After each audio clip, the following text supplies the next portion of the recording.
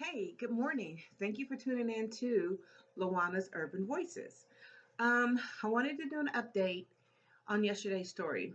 So, the young lady in Texas who was fighting our attorney general to have a legal abortion is now having to leave the state of Texas to have the life saving procedure um, that's going to potentially save her life and that of her reproductive organ so that she can possibly in the future have children.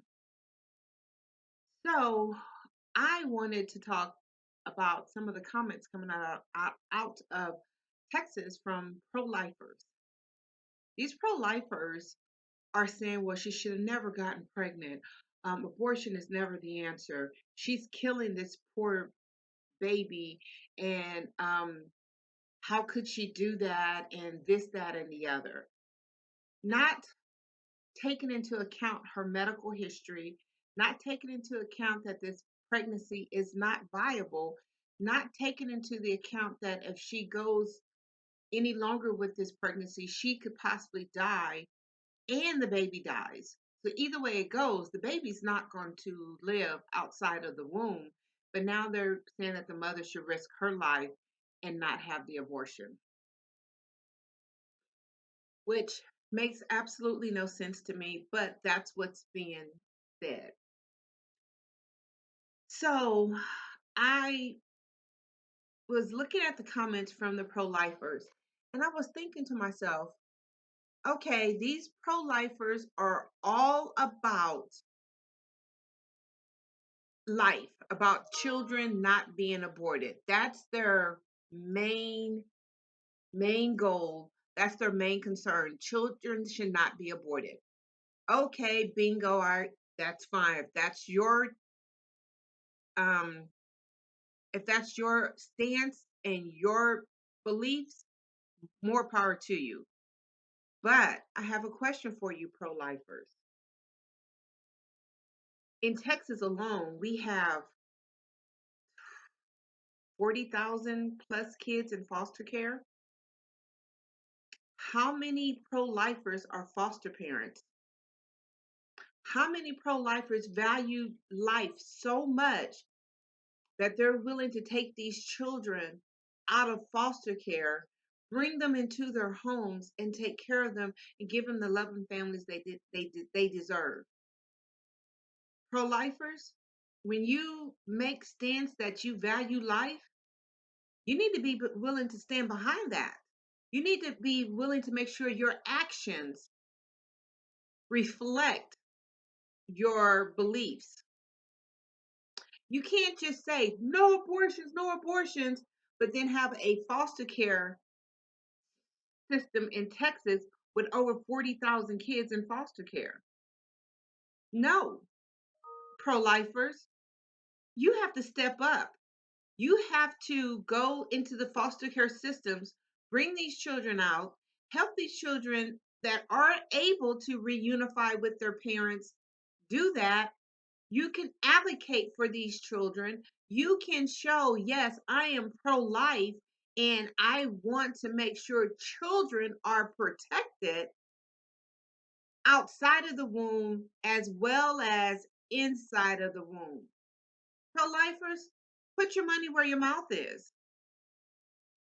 Put your money where your mouth is. If you want to make these bold statements that abortion is wrong and children's lives matter, then you get out there into this foster care system, no matter which state you live in, and you take in some foster care kids to show that children's lives matter inside and outside of the womb. You can't dictate what a woman does with her body, and when the baby's here, wash your hands of it because it wasn't your problem. No, if she's not allowed to abort the baby and she didn't practice safe sex and she didn't use birth control correctly and this, that, and the other, doesn't matter. She's pregnant now, the baby's here. Pro lifers, what are you going to do? I want the pro lifers to stand up, take accountability for all of this. Um, Children should never be aborted beliefs that you have and go into the foster care systems in the state that you live in and get a few foster care children. They have babies all the way up to the age of 17 that need homes. These children are in foster care for a variety of reasons, and doesn't matter what the reason is because pro-lifers are all about life, and they need to make sure that they do the right thing and stand behind their beliefs. I believe it's a woman's choice to what she does with her body. Whether or not I agree doesn't matter. Um, but if I was out there trying to dictate and tell a woman what to do with her body, I would have a house full of foster kids because I would want to stand behind the belief that I am out here spewing in the streets all of the rhetoric saying that life matters, that I would have a house full of foster care kids. But I believe it's a woman's choice. I believe she has the right to make that decision of what she wants to do with her life and her body. And that includes any unborn children she may want, she may keep, she may not. I don't know. Not my decision, it's hers.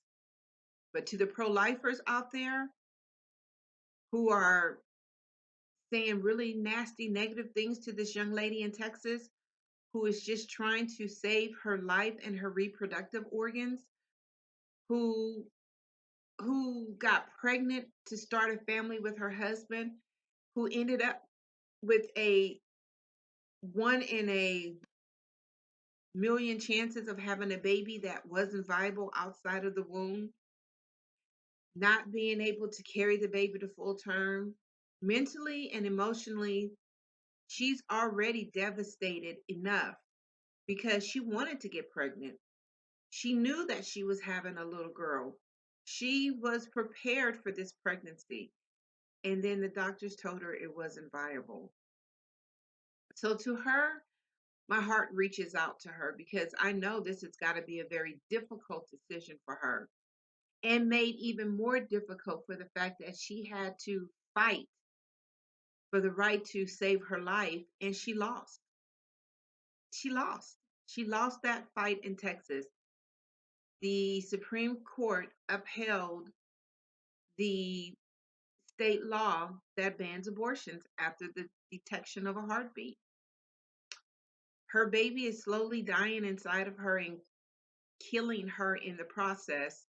But as long as that baby's heartbeat is um, detectable, she's unable to abort the baby that is going to potentially or could potentially ruin her health. So she's having to leave the state to have the procedure.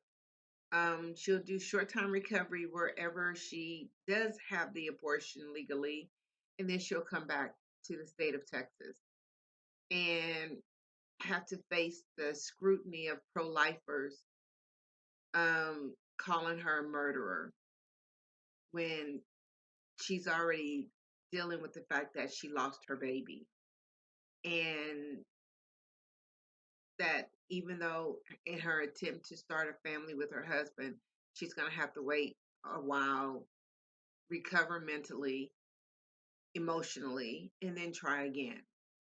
I just think that that is so unfair and hurtful to her. So I just wanted to let you guys know that her health, she will be okay physically because she will be leaving the state to get the abortion.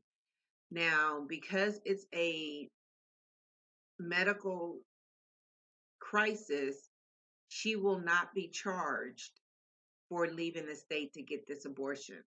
She can't have it here in Texas, but the law does allow her to have it in another state if it's medical reasons behind it. So she will not be charged. And that was my main concern, the way our state law is written, that if she did leave the state, that she could possibly be charged. But they said no, she will not be charged upon returning to the state of Texas. which I will keep you posted if something changes or she's accidentally charged. But as of right now, we have kind of been informed that she will not be charged by the attorney general. He's just excited that the first um, lawsuit to the state law, he was able to defend and uphold for all the pro-lifers. So um, they were able to keep the ban in Texas in effect. So with that being said, he technically won, so he is going to not pursue any more charges against this young lady, which is I don't even know if it's a win or if it's a loss, or there's no way really to describe what's going on with her. But I just thought you guys deserved a quick update. I am probably gonna make another video, if not later today, definitely tomorrow, because I want to touch on the Chrisleys that are in jail for tax fraud.